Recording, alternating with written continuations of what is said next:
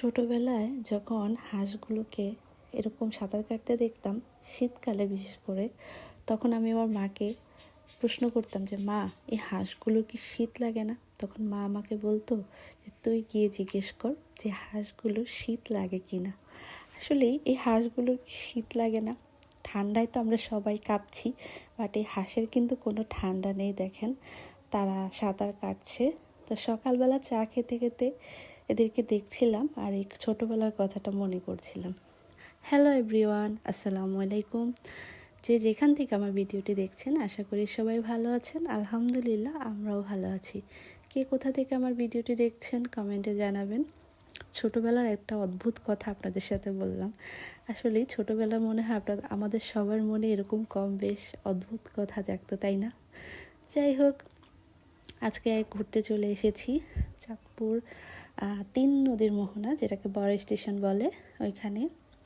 আসলে বাড়িতে আসা হয় এত অল্প সময়ে, কোথাও বের হতে পারি না, ঘুরতে পারি না, চলে যেতে হয়।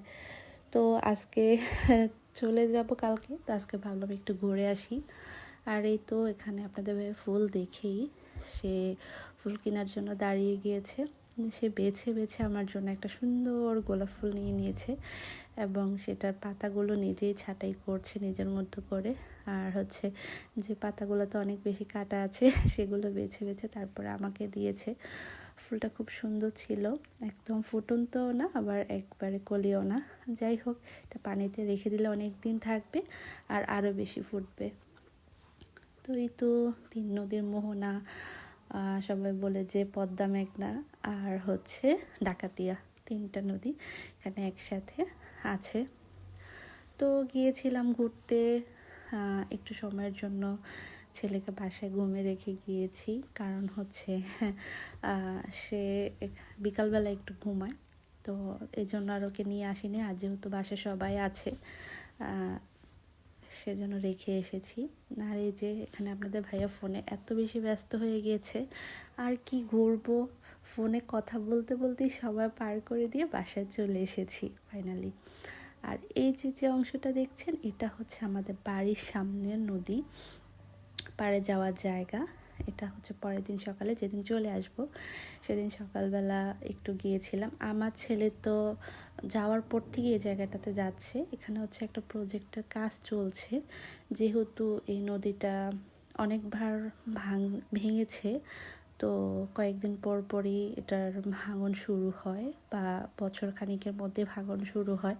তো যাই হোক, এখানে অনেক ব্লগ বানানো হচ্ছে, এখানে হয় সম্ভবত একটা ভালো কাজের একটা হয়েছে। তো সেটাও একটু ঘুরে ঘুরে দেখলাম। আসলে ছোটোবেলা থেকে না এই নদীর ভাঙন দেখেছি। এখানে কিন্তু আমাদেরও অনেক ধানের জমি ছিল, চাষের জমি ছিল, যেগুলো এখন আর নেই। আর এখানে দেখেন, নৌকায় বসে আমরা চিপস টিপস খেয়েছি, অনেক মজা করেছি, ভালোই লেগেছে। তো যাই হোক, যেটা বলছিলাম, অনেক জমি ছিল মানুষের, অনেক মানুষের ঘর বাড়ি ছিল, মসজিদ ছিল, স্কুল ছিল, কবরস্থান ছিল। ছোটোবেলায় দেখেছি যেগুলো ভেঙে যেতে দেখেছি। কত মানুষের ঘর ভেঙেছে, কত মানুষ কান্না করেছে, ঘর ভেঙেছে বলে, জায়গা ভেঙেছে, এখান থেকে চলে গেছে।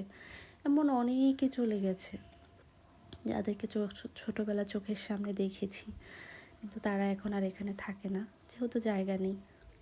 তো এই তো বাসায় আসার পরে দেখি সাজিদের মামা সাজিদের জন্য লুঙ্গি গামছা নিয়ে এসেছে, সাথে একটা ড্রেসও নিয়ে এসেছে। ভাইয়াকে বলছিলাম যে ছেলেকে লুঙ্গি পরিয়ে ছবি তুলতে চাই, সেজন্য যে নিয়ে এসেছে, মামা বলে কথা। যাই হোক, তো সবাই ভালো থাকবেন, সুস্থ থাকবেন। ভিডিওটি এখানেই শেষ করছি। আল্লাহ হাফিজ, আসসালামু আলাইকুম।